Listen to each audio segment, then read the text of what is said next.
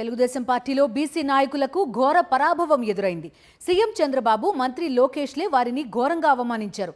BC ఉద్యమ నేత గౌతు లచ్చన్న విగ్రహావిష్కరణ తండ్రి కొడుకులకు నచ్చలేదు. పైగా అందులో అన్ని పార్టీల బీసీ నేతలు పాల్గొనడం అసలే నచ్చలేదు. దీంతో బీసీ మంత్రి మరో బీసీ ఎమ్మెల్యే లచ్చన్న మనవరాలి చేత బహిరంగ క్షమాపణ చెప్పించారు. ఇంతకీ అసలేం జరిగింది? Let's watch. టీడీపీ అధ్యక్షుడు సీఎం చంద్రబాబు, ఆయన కుమారుడు మంత్రి లోకేష్లకు బీసీ నేతలంటే చులకన అనే విషయం గతంలో ఎన్నోసార్లు రుజువైంది. తాజాగా బీసీ ఉద్యమ నేత గౌతు లచ్చన్న విగ్రహావిష్కరణకు హాజరైన ఆయన మనవరాలు టీడీపీ ఎమ్మెల్యే గౌతు శిరీష, మంత్రి కొలుసు పార్థసారథులకు పార్టీలో తనకున్న విలువ ఏంటో అర్థమయ్యేలా అవమానించారు చంద్రబాబు, లోకేష్లు. సర్దార్ గౌతు లచ్చన్న విగ్రహావిష్కరణకు హాజరవడమే వీడు చేసిన పాపం. నూజివీడు నియోజకవర్గంలో గౌడ సంక్షేమ సంఘం ఈ విగ్రహావిష్కరణ కార్యక్రమం నిర్వహించింది. ఇందులో అన్ని పార్టీలకు సంబంధించిన గౌడ సామాజిక వర్గం నాయకులతో పాటు స్థానిక ఎమ్మెల్యే, మంత్రి అయిన పార్థసారథిని, శిరీషను కూడా ఆహ్వానించారు. గౌతు లచ్చన్న విగ్రహావిష్కరణ టీడీపీ నేతలకు నచ్చలేదు. పైగా వైఎస్ఆర్సీపీ నేత జోగి రమేష్ హాజరు కావడం అస్సలు నచ్చలేదు.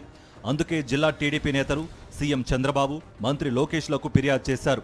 దీంతో నారా లోకేష్ ముందు మీడియాకు లీకులు ఇచ్చి తర్వాత మంత్రి పార్థసారథి, గౌతు శిరీషలకు వార్నింగ్ ఇచ్చారు. ఇద్దరి చేత బహిరంగ క్షమాపణలు చెప్పాలని ఆదేశిస్తూ ఘోరంగా అవమానించారు. చేసేది లేక మంత్రి పార్థసారథి వరుసగా 2 రోజులు మీడియా సమావేశాలు పెట్టి క్షమాపణలు చెప్పారు.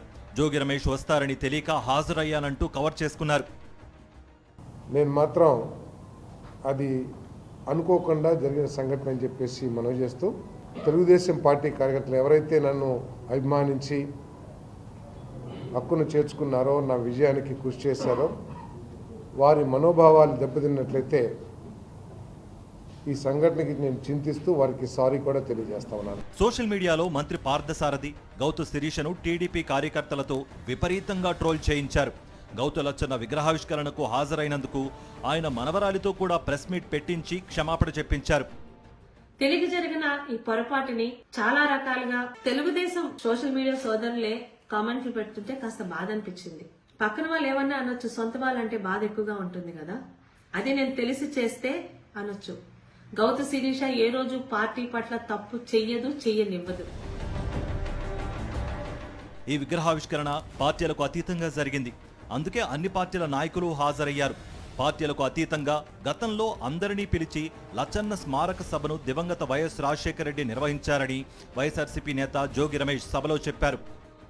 గౌతు లచ్చన్న గారి శత జయంతి ఉత్సవాలని ఉమ్మడి రాష్ట్రంలో హైదరాబాద్ లో రవీంద్ర భారతిలో నిర్వహించిన ఏకైక వ్యక్తి ఎవరో తెలుసా? స్వర్గీయ డాక్టర్ వైఎస్ రాజశేఖర రెడ్డి గారు అని చెప్పేసి మనం గుర్తుపెట్టుకోవాలి. లచ్చన్న గారిని గుర్తుపెట్టుకొని, లచ్చన్న గారు ఏ పార్టీలో ఉన్నాడని చూడలా, లచ్చన్న గారు జాతీయ నాయకుడని గుర్తించిన ఏకైక ముఖ్యమంత్రి ఆనాటి ముఖ్యమంత్రి వైఎస్ రాజశేఖర రెడ్డి గారు అని చెప్పేసి మనం చెప్పుకోవాలి. 2 రోజులుగా తెలుగుదేశం పార్టీ ఎల్లో మీడియా ద్వారా ఈ ఇద్దరు బీసీ నేతలను టార్గెట్ చేసి తర్వాత బహిరంగ క్షమాపణలు చెప్పించడం చూసి టీడీపీలోని బీసీ నాయకులంతా రగిలిపోతున్నారు. బీసీ నేత లచ్చన్న విగ్రహావిష్కరణను ఇంతలా రాద్ధాంతం చేసి సభకు హాజరైన వారిని అవమానించడంపై టీడీపీ బీసీ నేతలే మండిపడుతున్నారు.